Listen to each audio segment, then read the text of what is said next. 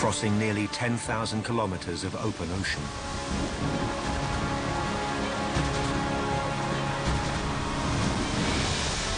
But their exploits were never proven.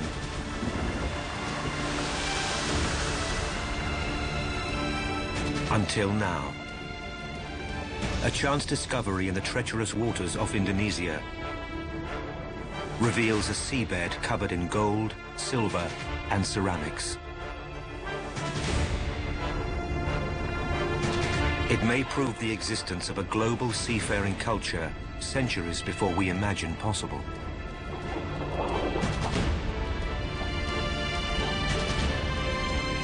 Will it reveal the secrets of two great ancient worlds and the brave sailors who dared connect them?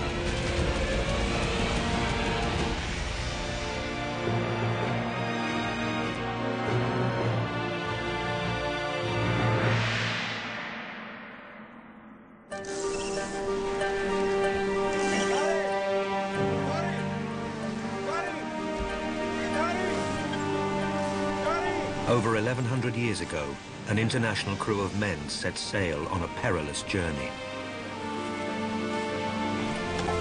They are returning home from Tang dynasty China with rare ceramics and gold created by 9th century Chinese craftsmen, desired by the rest of the world.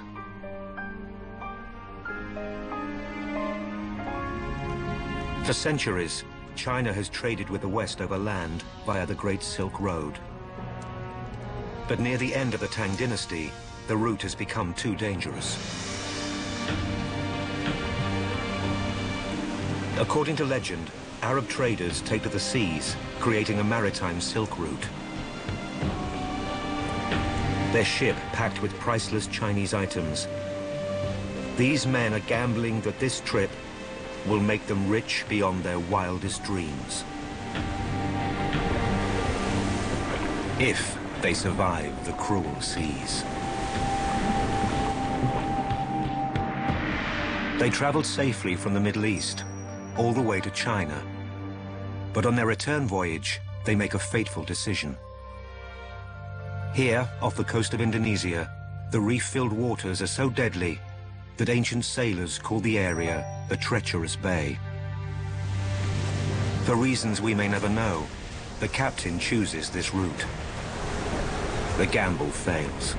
His ship and its treasure are lost forever. Or so it seems.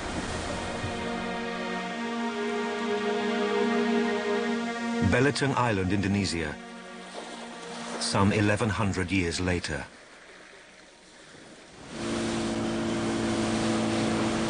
Tilman Walterfang was lured here in the late 1990s in search of undersea treasure.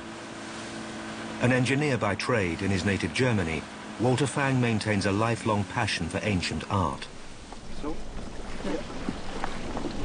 He comes to Indonesia on a quest for big discoveries. And in 1998, he receives a tip that would change his life.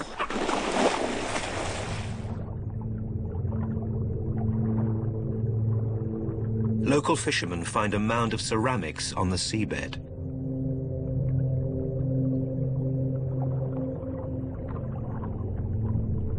Based on the designs, they appear to have been created between 600 and 900 AD in Tang, China.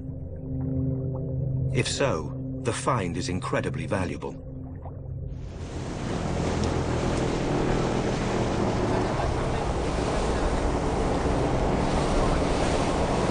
Treasure hunting is a multi-million-dollar business in Indonesia. Walterfang believes that as soon as word got out, other salvagers will descend upon the wreck. He and his crew have to act quickly.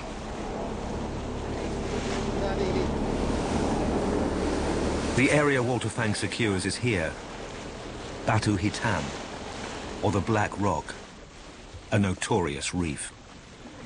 Yeah, we are right on the top here of a reef which is called Batu Hitam. 150 meters from here is the original location where it sank. It's around 2 miles from shore of Belitung Island.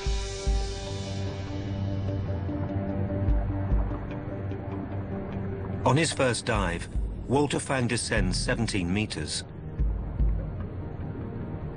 Hidden beneath a coral mound is what appears to be an untouched wreck. The moment I saw the first pieces, I was really excited about having something right in front of me which was untouched for more than 1,000 years. It was a little bit like the feeling of opening an emperor's grave or opening a pyramid.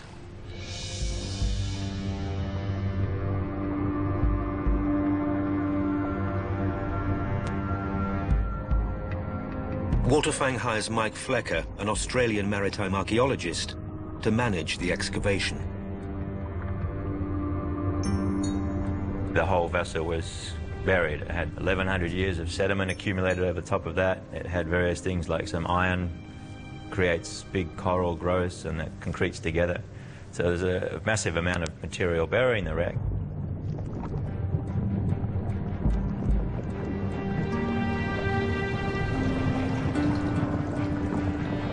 Underneath the coral covering are countless jars stacked to the brim with bowls, plates, vases, and jewelry. The team recovers some 60,000 pieces, mostly ceramics, but also precious items of gold, silver, and bronze.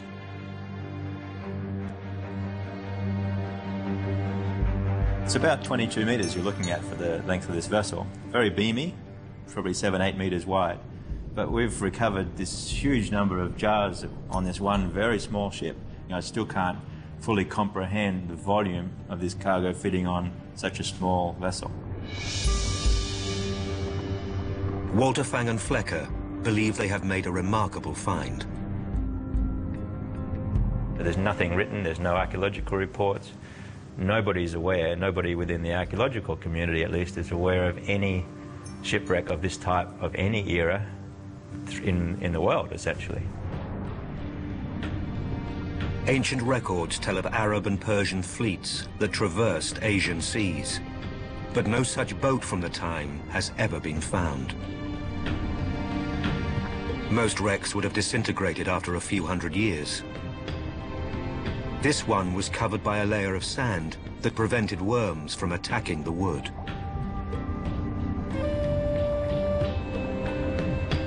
Every element of the wreck is potential evidence that the maritime Silk Route existed.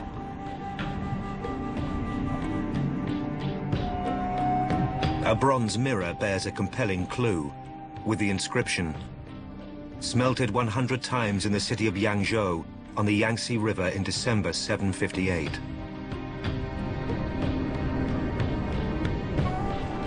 Without a doubt, the treasure is from Tang dynasty China, but Flecker is eager to identify the age and origin of the ship. Radiocarbon analysis dates fragments of the wooden hull to between 700 and 900 AD. During that era, only Arab and Indian craftsmen were building ocean-going ships of this type. The wooden fragments provide crucial evidence of the boat's origins. We actually took off a sample of this and we sent it to various people for analysis, and it's come back that this is a Afzelia africana species. Afzelia africana is a hardwood once prized by the ancient Arab boat builders.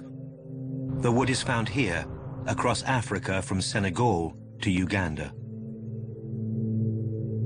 If it's a timber coming from Africa, it's far more likely that was just transported the short distance up to possibly Yemen or Oman, and the vessel was built there.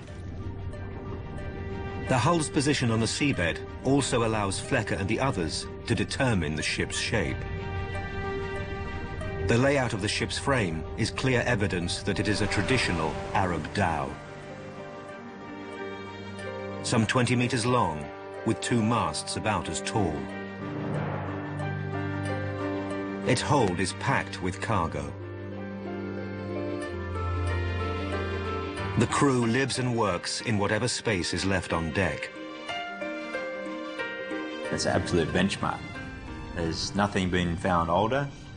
It wasn't expected to be found. It's an Arab ship. They haven't even been found in the Middle East. Here it is in Indonesian waters. It's amazing. Nautical archaeologist Nick Birmingham has devoted his life to recreating the world of the medieval mariners. Flecker sends him the clues gathered from the wood fragments. Well, this one should be coming round now. Like many ships in the region, the dhow was built without a single nail. The ship was entirely stitched together. Certainly a good 200,000 stitches involved. The seams between the planks were held together, holes drilled about 2 centimetres either side of the seam, 4 centimetres apart. The complex system of stitching holds the dhow's planks firmly together even in rough seas. Paper bark is put between planks and underneath the stitching to prevent water leaking into the hull through the holes. The great thing about a stitched vessel is when it's severely damaged, you can take all the stitching out, replace the damaged parts, put it back together, nothing wrong with it. Whereas a nailed vessel, a bolted vessel, those fastenings are not really easily removed, and so you can't take the thing apart and put it back together again. As the boat's story begins to emerge, Walter Fang searches for a home for the cargo. For some skeptics, the find seems too good to be true. Well-known experts, they just did not believe because it's too good to be true. Experts cannot believe that all of these items came from one ship. Walter Fang is even accused of faking the artifacts. But the commercial art world is eager to buy the best pieces for the open market. Famous art dealers came along and tried to do some cherry picking. The big auction houses showed real interest, and there was some pressure from also internally to go quickly for an auction and to sell it piece by piece. So I started slowly feeling the responsibility I had to keep this valuable piece of evidence together and preserved. The ultimate value of the Tang shipwreck goes far beyond gold and silver treasure. If the cargo is split up, the full story of the ship may never be known. When I walked through the door, I knew it was valuable. I did not realize how valuable it was. And it was only later when different scholars would come, and through their eyes, we could see the simple objects in different ways. Today, I would say the treasure is different things to different people. To artists, it's actually 1,100-year-old artifacts of very simple and elegant designs. To historians, there's a missing puzzle to many stories. The discovery of the Arab dhow is rewriting the history of cross-oceanic trading. But until now, nothing is known of the mariners on board or of their final destination.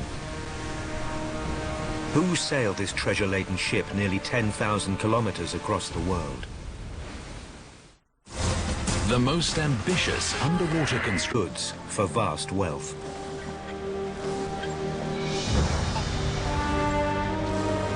Who were the real explorers of the age? Did Sinbad and his crew really exist? You go back and look at your wonderful Sinbad tales.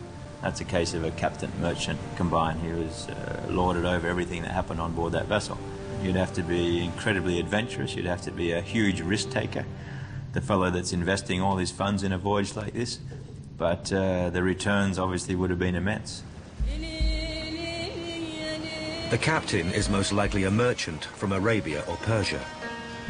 He probably gambles all he owns on this voyage, on the purchase of this ship and the hire of its crew, on the chance that this journey will make him rich beyond his wildest dreams.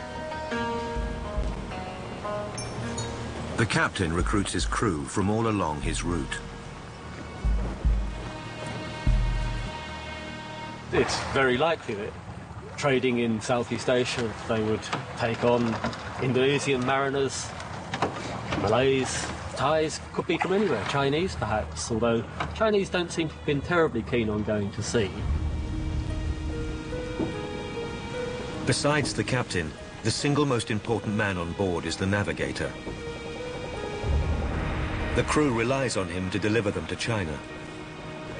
His knowledge of the stars and seas will be what keeps them alive in the next 12 months. Navigators were the second most important people to the captains, and often, sometimes even as equal as the captain in terms of the hierarchy on board. These men trust their lives to the skill of the navigator and to the monsoon winds.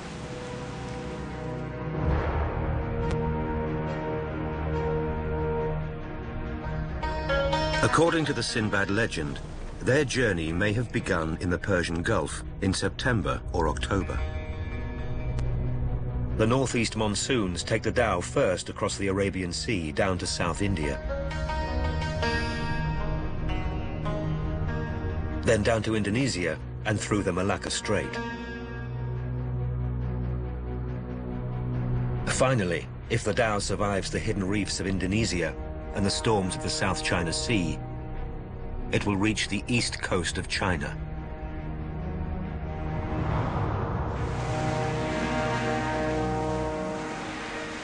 Conditions on board are brutal. This dhow is designed for trade and little else. With cargo stored safely below decks, the crew work, eat and live out in the open air. A wooden box filled with sand serves as a makeshift oven.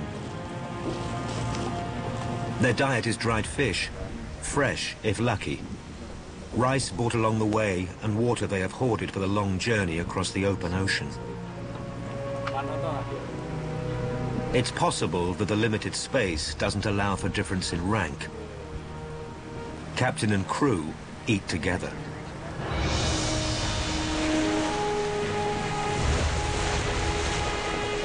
The captain's one privilege is a palm frond shelter. This is his cabin and quarters for the entire journey.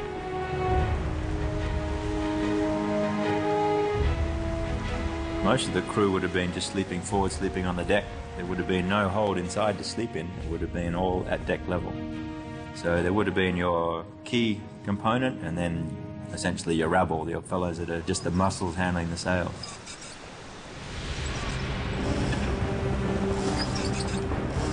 The crew must maintain the hand-sewn sails constantly.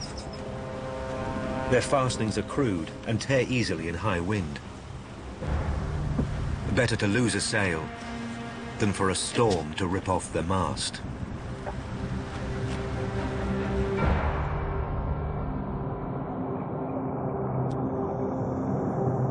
A few personal items are scattered across the seabed. Glimpses into the crew's lives on board.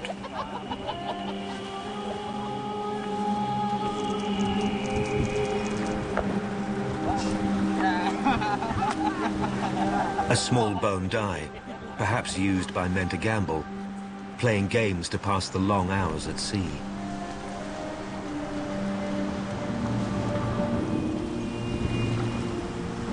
And an item that points to the hardship on board. Rough seas and dangerous work mean injury is common. Men fall sick.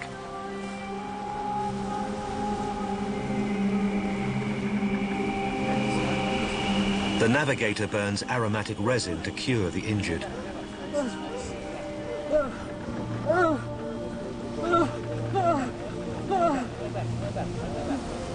Resin still intact more than 1100 years later in the belly of the dhow. The incense is aromatic, but ineffective. Shipboard death is common. The captain leads the surah of mourning from the Holy Quran. The body is wrapped in a white shroud to be dispatched into the ocean.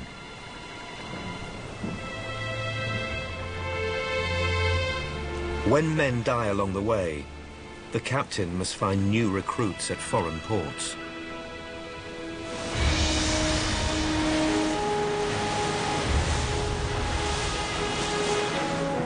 After nearly a year at sea, the survivors reach their goal. The captain and his men have crossed nearly 10,000 kilometers of ocean to arrive here at the great port of Yangzhou. For centuries, Yangzhou's fortune has come from its position along the Yangtze River, its docks funneling goods to the landlocked north. Today, it still evokes the wild frontier atmosphere of long ago, when it was the door to China's riches. This is the very important port of Yangzhou. Today, it is as busy and as lively as it was more than 1,000 years ago. This is where all the foreign business deals took place during that period. There were Arab ships here, Indian ships, Persian ships, and all types of Chinese ships. This city was an incredibly important port along the maritime Silk Route.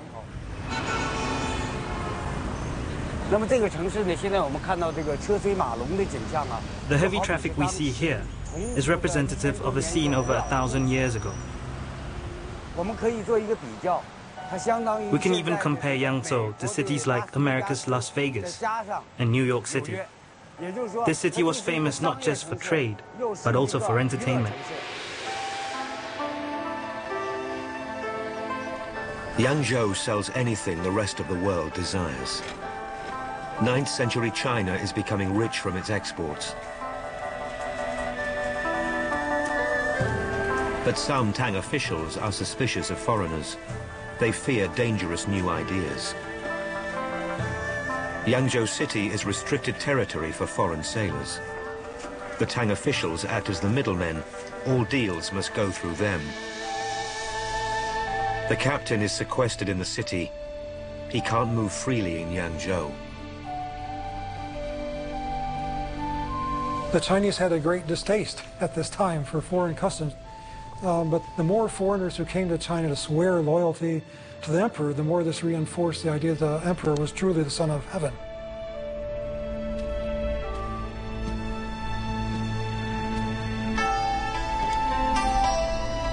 The captain, like other Arab merchants, is perhaps both diplomat and businessman. He may be commanded by the Tang court to carry priceless gifts to neighboring kingdoms as tribute. And in exchange, he may be allowed to order rare treasures his clients at home crave. China's porcelain, gold, silver, and spices.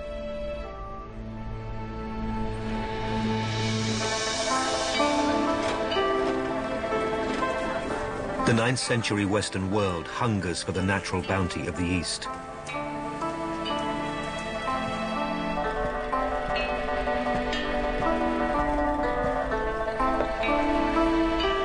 Rare spices such as star anise are desired by the great trading kingdoms of Southeast Asia, such as Java and Sumatra.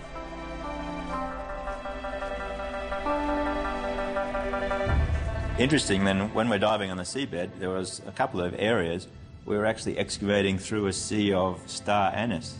It's the spice from China, which amazingly survived under the anaerobic sediments.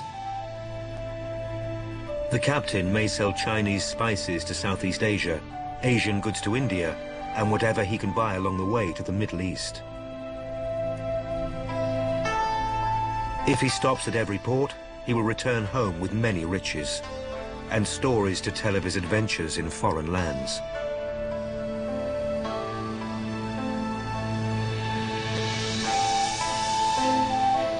By October, it is time to leave, as the captain prays for safe passage home. The crew packs the cargo in straw bales and massive jars. Every available inch beneath the deck is crammed with goods for sale.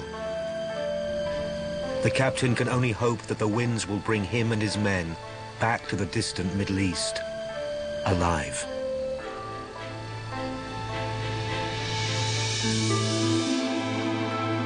When the monsoon winds change direction, They blow from the northeast, transporting the dhow away from China towards Indonesia.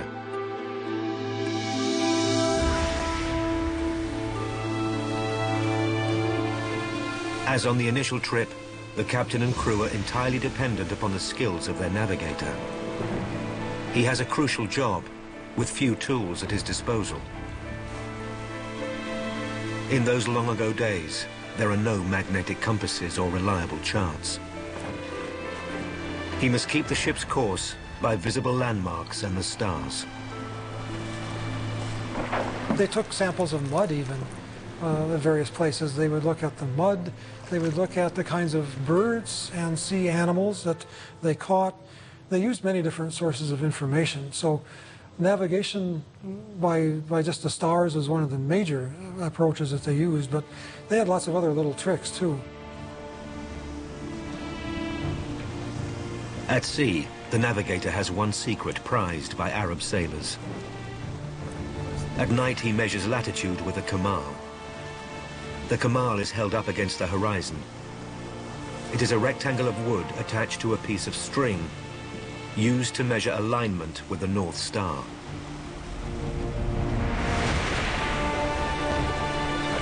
It's at best an imprecise science. A rough sea destroys any clear horizon. Clouds obscure the star's position. One slip, and the ship and its treasure will be lost forever. The most ambitious underwater... A decade has passed since Walter Fang began excavating the treasure dhow off Belitung Island. It has cost millions to conserve and research the precious artifacts. It was a big burden. It was actually not expected that the conservation process and research process will take so long and will be, at the end, so expensive. Even as the search continues for a buyer willing to take the entire 60,000-piece collection, each item must be individually desalinated and cleaned. 1,100 years of coral gently removed. I understood he sold all his belongings to find the financial resources. And I often used to say, any other salvager would have just taken the best pieces, sold them off, and not worried about the whole collection of 60,000 pieces.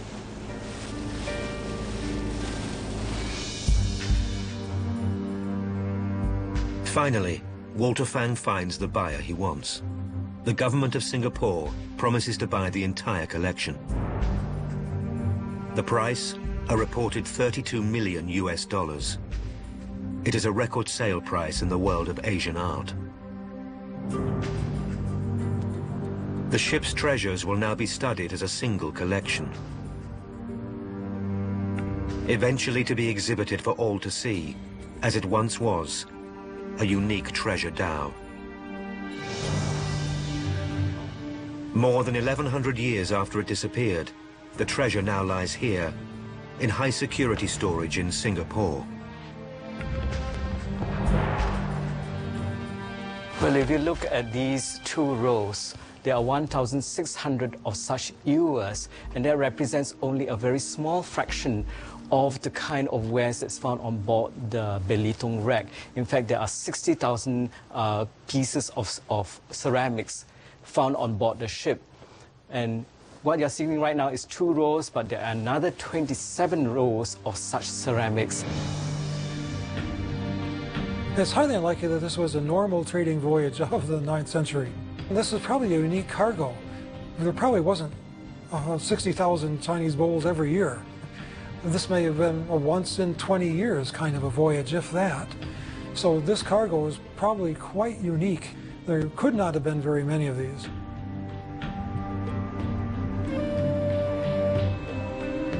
The ceramics intended for markets across the world give scientists a window into time. Each jar contained dozens of identical bowls, plates and cups stacked high inside, some marked with a manufacturing date 826 AD. Compelling evidence of large-scale mass market trading. The Chinese craftsmen even paint Islamic patterns to satisfy the Arab buyers' tastes.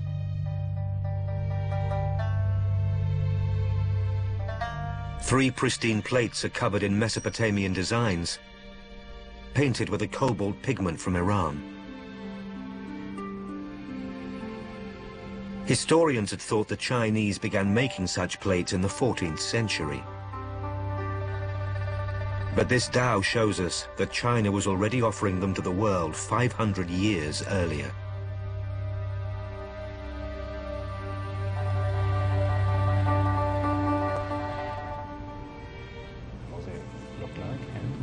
We leave without any... A wealth of knowledge can be gleaned from the treasure. But some 1,100 years in corrosive seawater has taken its toll on many delicate objects. So many pieces are completely covered in coral that it is impossible to decipher their design. Restorers don't know where the coral stops and the object begins. X-rays reveal the beauty lying beneath and provide crucial information to conservators. But we have to take another X-ray.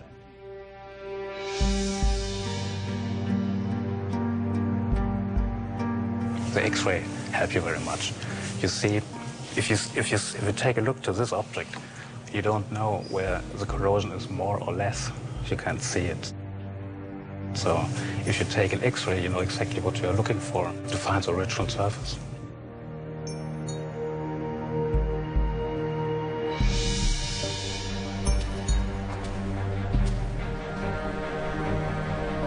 The pieces that have emerged from the waters of Belitung appear to be some of China's finest.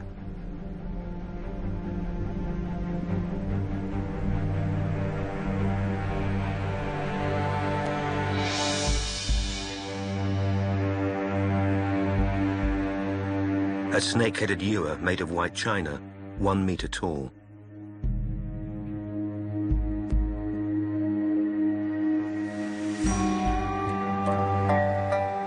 A gold bracelet, dishes, and an octagonal cup.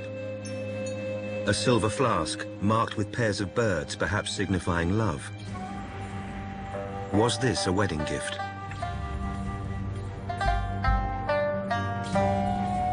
The breadth of this Tang collection is unmatched. The dhow's treasure is rewriting history.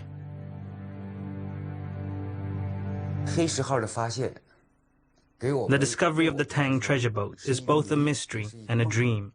It will require generation after generation of study to unlock the answers to the questions it has posed. Professor Chi is given access to the vault where the most valuable items are locked.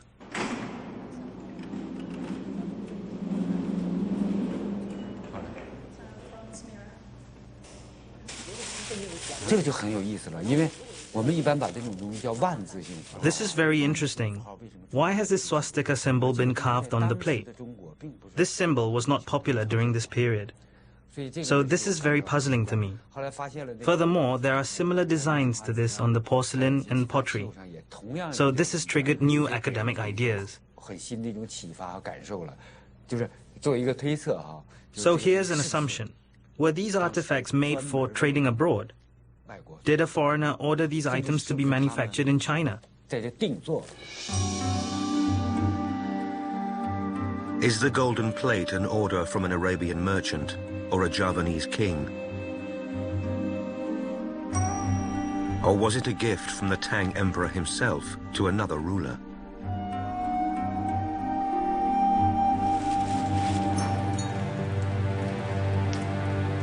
Among the most notable objects is this gold cup. This is an extremely exquisite item. It has a total of 8 sides, and such shapes are very rare in China. If you look closely at the people on each side of the cup, all of them are either dancing or holding instruments. If you look at their posture, it's obvious that this is a Middle Eastern cultural dance. In Tang, China, the artistry needed to make such items is closely guarded, passed down from father to son. A trainee gold worker would need around 4 years to learn the most basic skills. Only the best could create such a cup of pure gold, weighing 624 grams. Perhaps it was a present from a Chinese emperor to a Middle Eastern king. The Arab captain may have been ordered by the Tang court to secretly escort the gold safely to a neighboring empire.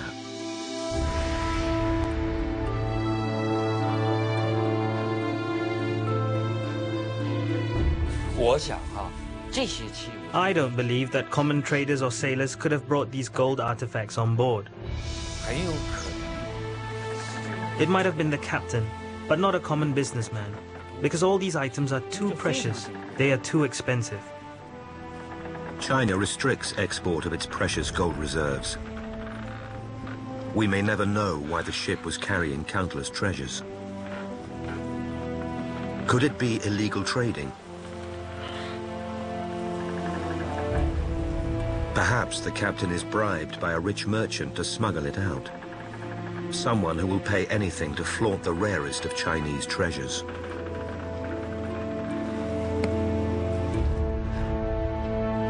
We may never know, but one thing is certain. The conservation and study of this treasure will take years.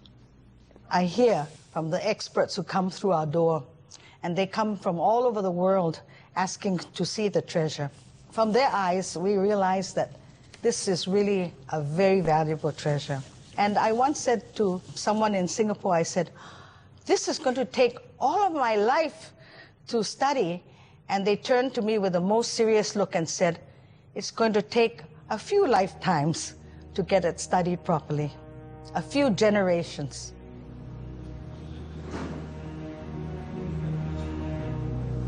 As art historians pore over the treasure, scholars ponder the fate of the boat and its crew.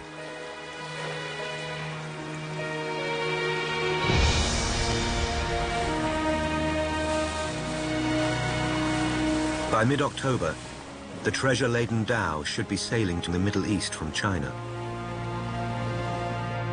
But the ship makes a sudden turn south towards Java in the opposite direction.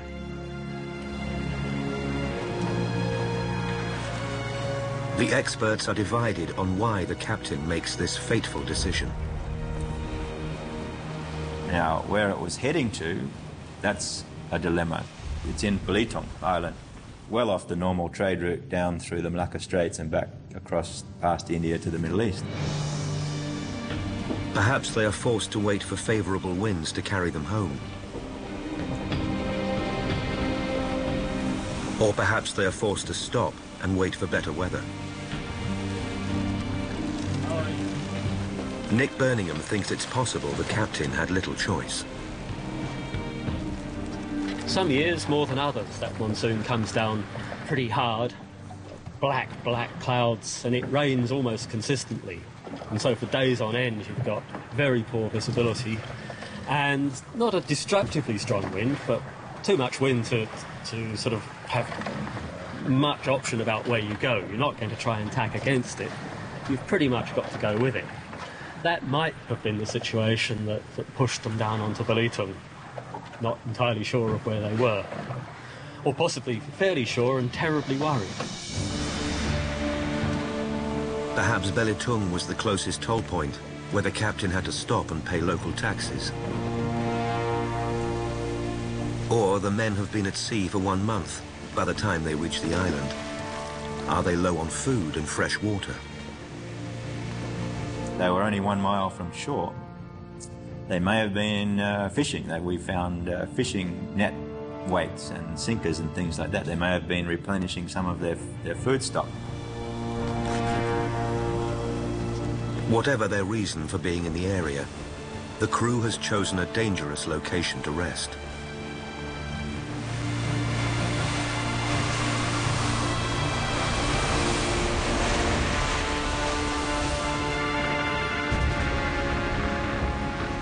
Thousands of miles from home, in a foreign sea, do they know they have entered the treacherous bay?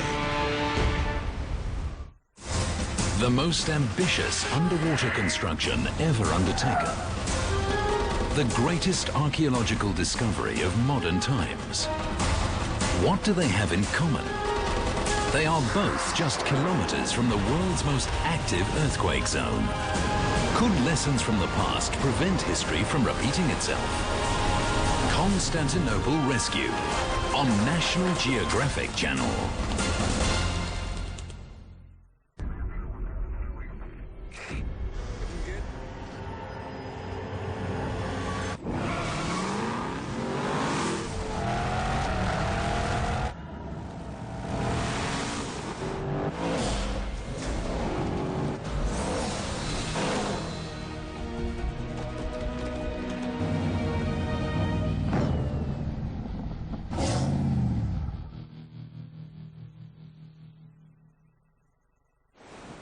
There's nothing like the sunrise, that first wave of the day. The trip along the coastline. It's right across the bay. There's nothing like this giant shrub. Here's your uncle. This bird. There's nothing like these furry things that bounce around in herds. There's nothing like Australia. There's nothing like Australia.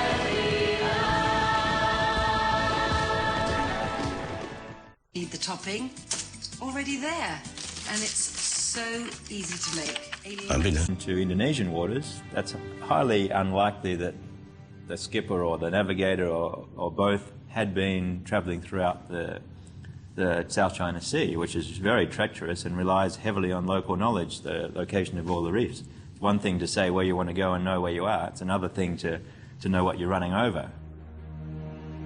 As the dhow passes Sumatra, it must risk the narrow straits past Belitung Island. Hidden reefs lie everywhere across the slim channel. Even today, fishermen fear the straits. Along the coastline here, from shore up to 3 miles out, is full of coral reefs everywhere, and so must be pretty dangerous. The shallow waters require careful maneuvering. With the sun hitting the water or clouds blocking visibility, even a local pilot might miss the reefs. He may have hugged the coast. Maybe that's what he was doing down the coast of Belitung, hugging the coast to keep away from the reefs that were in the open water. And then you'd stop at night, you wait for the next day, you look up your mast, you hope the sun reflection off the water is not too great, because then you see nothing anyway, and carry on. The danger here is definitely if you're bad weather or sailing in the night, you just can't see them. If it's raining, you can't see them. Yeah, and if sometimes very, very heavy winds coming up here, and I can imagine that such a heavy loaded vessel was very difficult to navigate through the reefs here, especially in bad weather.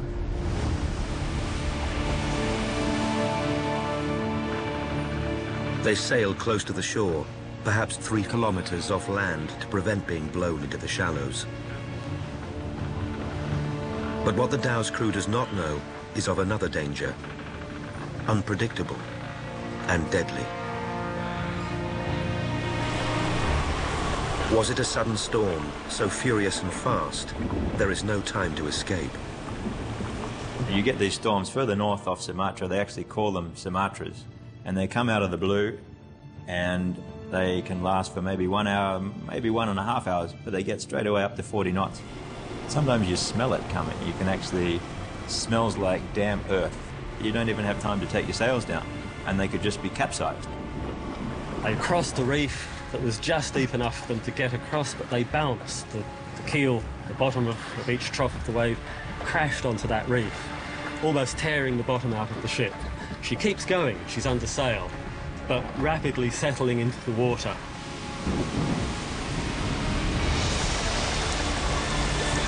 In this scenario, would the crew have had just minutes to react? The wind may push the dhow towards the reefs. The crew would rush to lower the sails, fighting to slow the ship down. But they are too late. Other crew, men who have survived the Indian Ocean and the dangers of the Arabian coast helpless. Is the boat, with its precious cargo and its men, no match for the treacherous bay?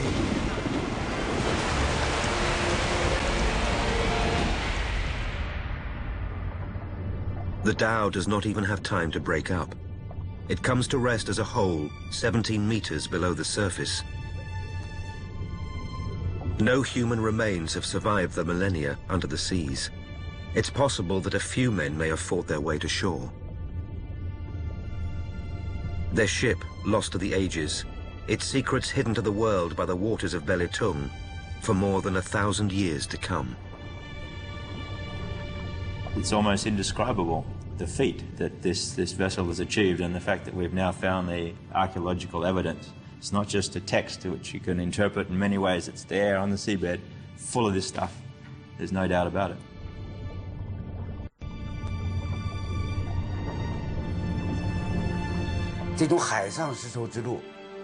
This marine Silk Route gives our society a real understanding of how societies use constant and changing relationships to learn from each other, to understand each other. This is what has kept societies growing and developing throughout history.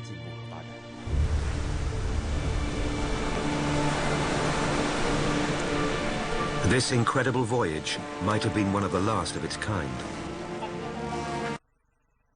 Champion ballroom dancer Jimmy By internal war. Relations between Muslims and Chinese fall apart. It's possible Arab and Persian ships no longer try to reach China's shores, and direct trade between China and the Arab world ceases. Soon, all that is left are stories of a distant seafaring age. Until today. Now this single vessel gives testimony to one of the ancient world's greatest trading routes, and to the daring men who gave birth to the legend of Sinbad the sailor.